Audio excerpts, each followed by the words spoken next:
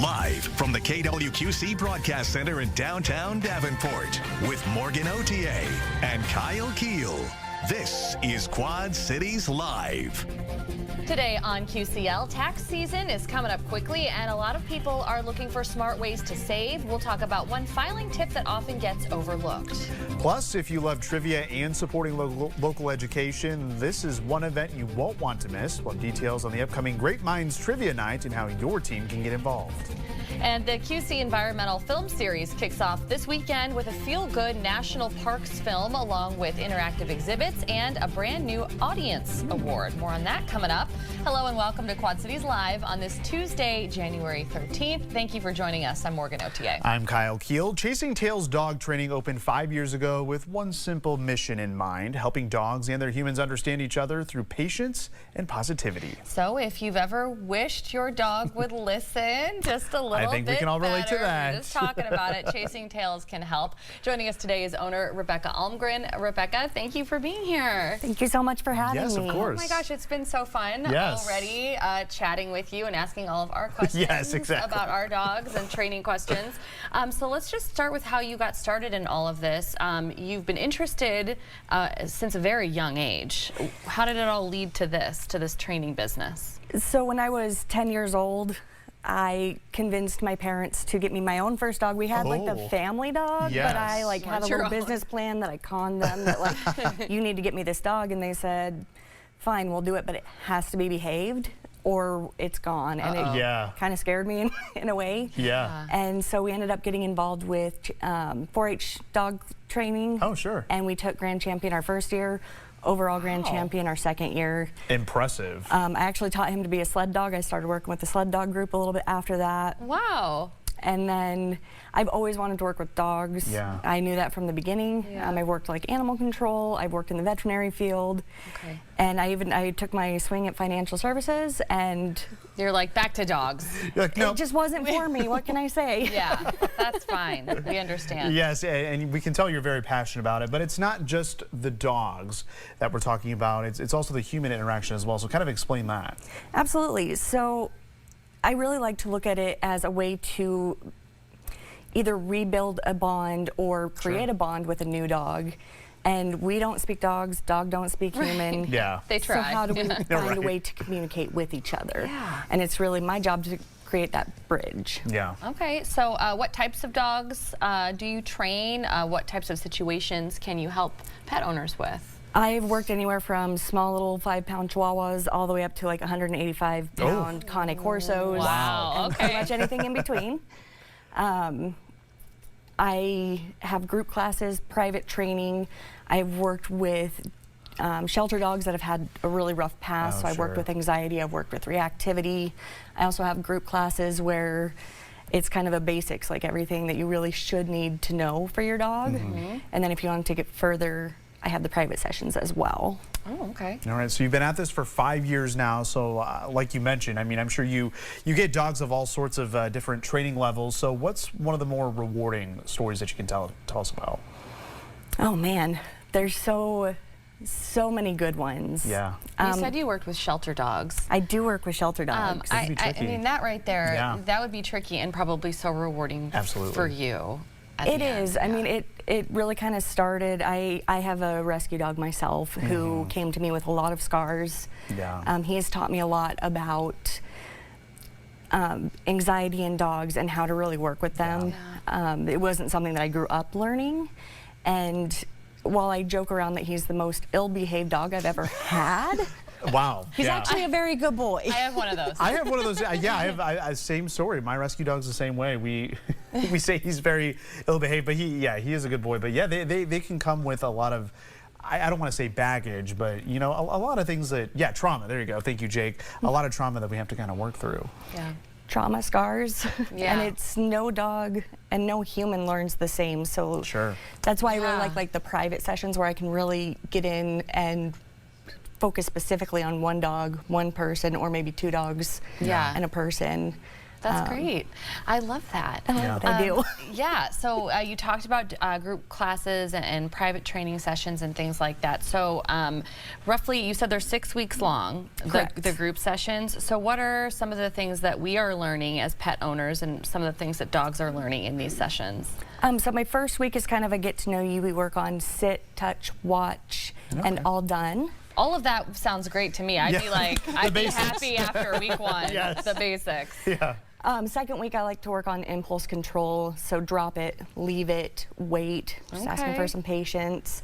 Week 3, and part of this comes from working in the veterinary field too, is touching weird areas. So the places on dogs where they don't necessarily like to be touched, but it's important, especially for grooming or vet visits, boarding, anything like that. And I also offer some common vet holds so that when a dog goes to the vet, it's not uncomfortable. It's just kind of like, oh, this is one of those weird things that people do. Yeah. The one thing I think of is a dog's nails. They don't like their nails touched. So that's and we go over ways to make it calmer. All right, good to know. So lots of workshops with this as well. And at the end of the 6 weeks training, there's a doggy graduation. Look at those This has to, look at that. So cute. Oh, there's Willie. Oh my goodness, that was from one of my days at PetSmart. How fun.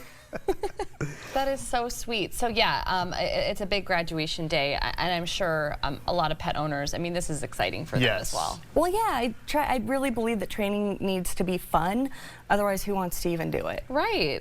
I love hearing that. I'm in. Certainly a lot of hard work that goes into those, and so you got to celebrate them at the end. Absolutely. Yeah, how adorable. Well, Chasing Tails Dog Training is located in Bettendorf.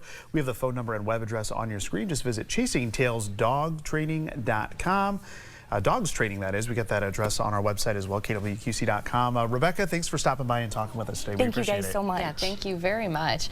Coming up on QCL, it is almost time to file your taxes. Yes, our financial expert will join us after the break with a look at some potential deductions that could lead you to maybe a larger refund.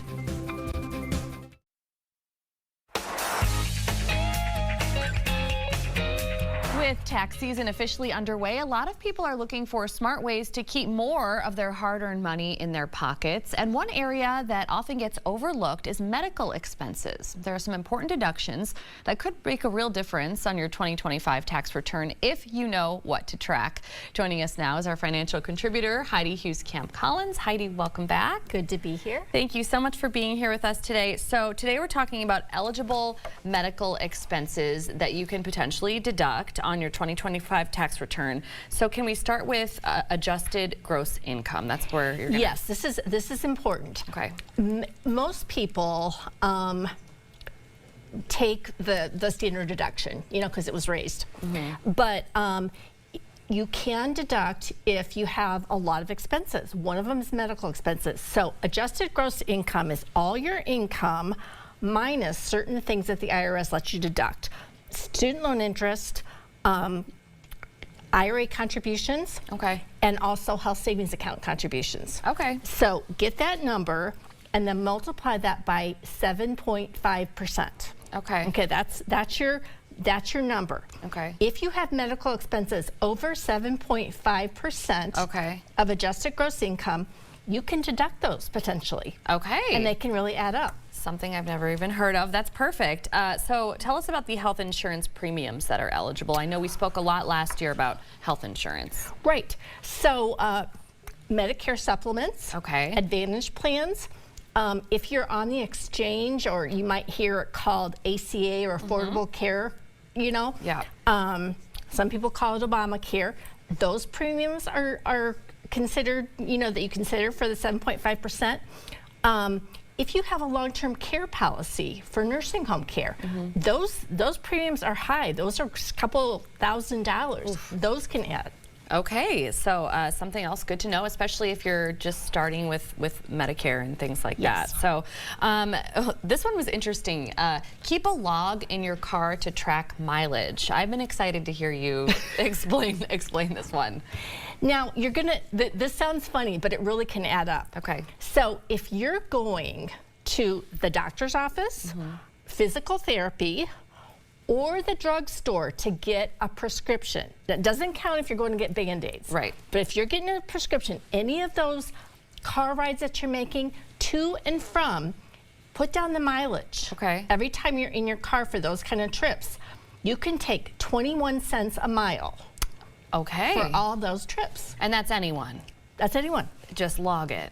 That's great. What a tip. I love that one. There are also expenses that will improve your overall health that are eligible. Right.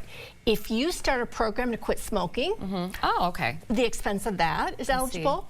If you're paying for someone to go through a drug or alcohol treatment program, that's an eligible expense. And this is kind of a newish thing. If you're using a weight loss program, and what comes to my mind is GLP-1s, oh, right, which are expensive. Yeah.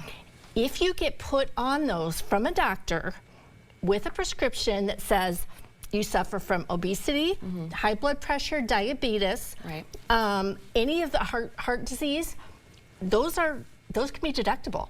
Really? As long as it's coming from your a physician. From your physician. Okay, that makes sense. So a few other categories that might get overlooked. Talk to us about some of those. In vitro fertilization. Really? Think about, a couple going through, and usually you have to do a couple of months. That's expensive. Yep. So maybe in that year you can take advantage. And also think about someone who had a stroke or heart attack or something, and they need to do home improvements to put like a wheelchair ramp, sure. Yes. or a shower bar, or make changes to the bathroom or kitchen or whatever it is. Make it more accessible, yeah. All those home improvement costs you can deduct. Wow. Never knew. Yeah. And what a blessing to have you. Explain that to all of us, especially as we gear up to go and meet with our tax preparers and all of that. So thank you, Heidi. And a reminder that Heidi can really help answer any questions about your financial milestones, big or small, doesn't matter. If you want to learn more, just visit her website, hhcinvestments.net. We've got it on your screen there. You can also see all of our great segments together by visiting kwqc.com and clicking the tab for Quad Cities Live. As always, Heidi, thank you so much. We appreciate you stopping by. Thank you. Yes. Still to come, the QC Environmental Film Series launches this weekend, celebrating our national parks and the people who protect the places we love. We'll preview the opening movie next. Quad Cities Live continues. If you are looking for something inspiring to do this winter, the Quad Cities Environmental Film Series is back, and it all begins this weekend. Kristen Berggren is with the film series and joins us now, along with James Lasher from River Action. Welcome back to both of you. Thank you. Thank you so much for stopping by today. It is an exciting time. Kristen, I know we had you on last week as we talked a little bit more as a whole about the entire film series, but for anybody who may have missed that, can you just give us a little bit of an overview of what this is every year? Yes, this is our 7th year, and we show environmental and nature documentaries, hoping to educate and inspire our attendees who come to see our movies. Yes, and it certainly does. I will say, just after having spoken with you about the series, even just last year, the documentaries vary quite a bit. There's always a point of interest with each and every one of them, and if you look at the list, which we'll show a little bit later, there's lots of really good ones.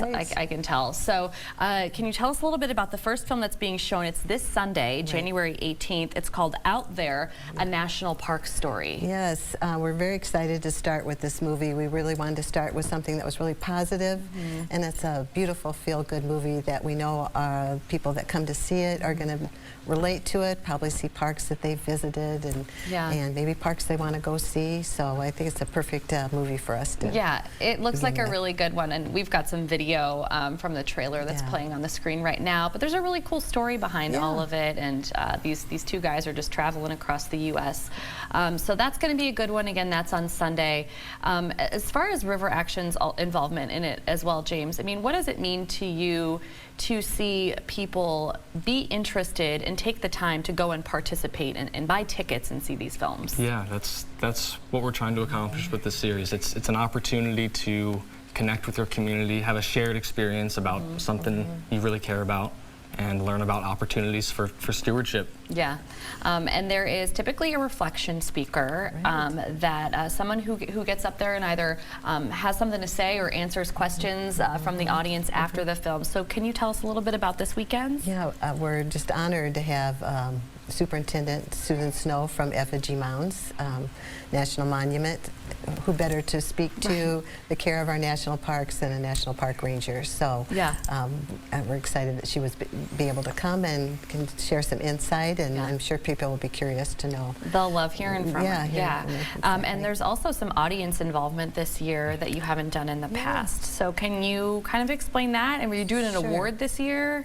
Right. Well, I'll explain the first part. Yeah. So we're so excited to be at St. Ambrose Galvin Fine Arts Center, and we have this wonderful lobby. So we're going to take advantage of that.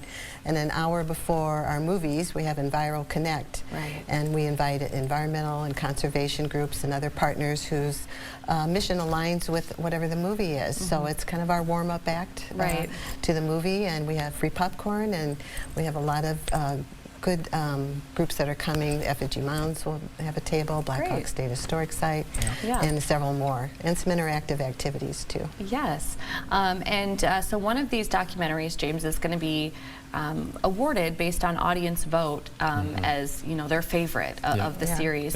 And I want to put up what that laurel looks like, because you actually you designed this, is that correct? Yeah, I did. I had a lot of fun doing it. So you might see laurels like these on movie trailers for trailers you watch, or on movie websites.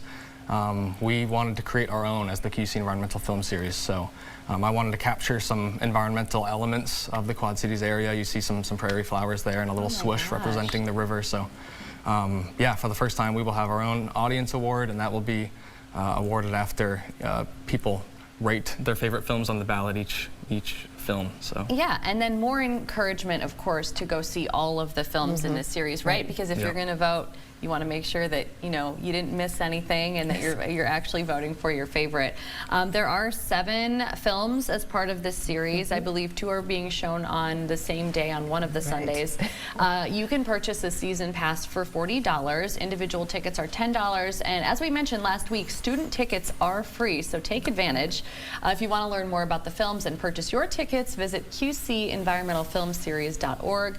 And of course, we will look forward to having River Action and Kristen yourself back with us as we preview some more of the films. They're all wonderful. Yes. So we're excited. Thank you for having us. Thank you so much for being here, both of you. Thank you. Coming up, a fun community event to support Davenport students. We're talking about Great Minds Trivia Night, how you can join the competition. Next. You're watching Quad Cities Live. If you're looking for a fun night out that also supports local students, don't miss the upcoming Great Minds Trivia Night. It's a community fundraiser benefiting the Great Minds program. Yeah, joining us now are Steve Ahrens with the Davenport Schools Foundation and Davenport Schools instructor Rudy Newkirk. Rudy and Steve, thanks for joining us today. Thank you. Yeah, good to have you here. So, Rudy, first, give our viewers an idea of what exactly is the Great Minds program. Yeah, Great Minds program, we also call it GLOW, Grade Level Outreach Experience, is we have 1 to 2 experiences for all students grades 1 through 8 right now. We're hoping to expand that more. Most grades, we have a push-out experience where they go to a place and they have hands-on learning that connects to their curriculum in their classroom. And then also a push-in experience where someone comes to their school and does something similar with a different area and content. Wow, that is great. Yeah. A great experience for all our kids in the Davenport school system. So, Rudy, what should people expect at this upcoming Great Minds Trivia Night? Well, I can handle some of that, because where I can jump in is the foundation helps to support some of the costs for admission for some of these push-outs. Yes. And busing is a major cost, transportation. And so the Davenport Schools Foundation, to the tune of about $60,000 a year, and I think it's over $110,000 when you talk about all of these students. Yeah. And we're talking about probably 8,000, because there's 1,000 in every grade. Is that yes, there's around 1,000 students in every grade. Every grade level. So we're touching a lot of folks here that get these experiences. And so the foundation came up with an added event in order to help support that. And so the Great Minds Trivia Night, I want to say on the onset that the Great Minds is not to create this distance with people worried about, you have to have a great mind to show up. Okay, good. I was worried that you're not smart enough. I've already heard about this from people, like, what kind of questions are there going to be, and who's this really for? It's really you know, it's a fundraiser meant to have a great time. Yeah. We'll have a silent auction with it. We're going to be up at the Mississippi Valley Fairgrounds, and looking forward to raising some money to support this great program. Yeah, and you talked about those expenses. It's all those little expenses that really add up. So you mentioned the silent auction. So what are some of the items that people may be able to auction? Just one in the door was this Indianapolis 500 experience. So like tickets in the tower, so and these are big prizes. And some cooler. Wow. Well, they're not. I'm a believer in having the gamut, having a range, so it appeals to everyone that might be in attendance. And that we don't maybe leave a bunch of money on the table. Right. The fundraiser in me. But yeah, there's lots of experiential kinds of things you might imagine, both locally as well as you know, down the road a little bit. Yeah. You have some examples of some of the potential trivia questions. I reached out. There's this great amenity in the Davenport School District, the museum, our district museum. And it's actually housed at the former J.B. Young Center. And so I reached out to say, I'd love one of the categories to maybe be related to Davenport schools. Makes sense. And so I just cherry-picked a couple questions just for some fun here. Just to warm up, who are Davenport elementary schools named after? It's a general question. The presidents. That's right. Excellent. Very that's good. An easy one. Okay. That's good. That's good. Right. You're going to warm me up a little bit. Okay. Fair enough. Confident here. No, I'm just kidding. So, what national food chain was recently run by a Davenport grad, the last name Skinner? McDonald's. Very good. Well, I read the answer. I should not have bolded that. I also produced the show, so I read. So you already know. So yeah, that's I just love that you couldn't even for 5 seconds I can't lie. tell a lie. Well, that's just a sampling of some of the questions at the Grapevines Trivia Night. It's set for Friday, January 30th at 7 p.m. It's happening inside Kepi Hall at the Mississippi Valley Fairgrounds. To learn more, visit Davenport Schools Foundation at the website at the bottom of your screen, as well as on Facebook. Steve and Rudy, thanks for being here today. Yes, Appreciate it. Thank you so much. We appreciate it. And thank you for watching. Jeopardy is next, followed by your local news at 4. See you tomorrow.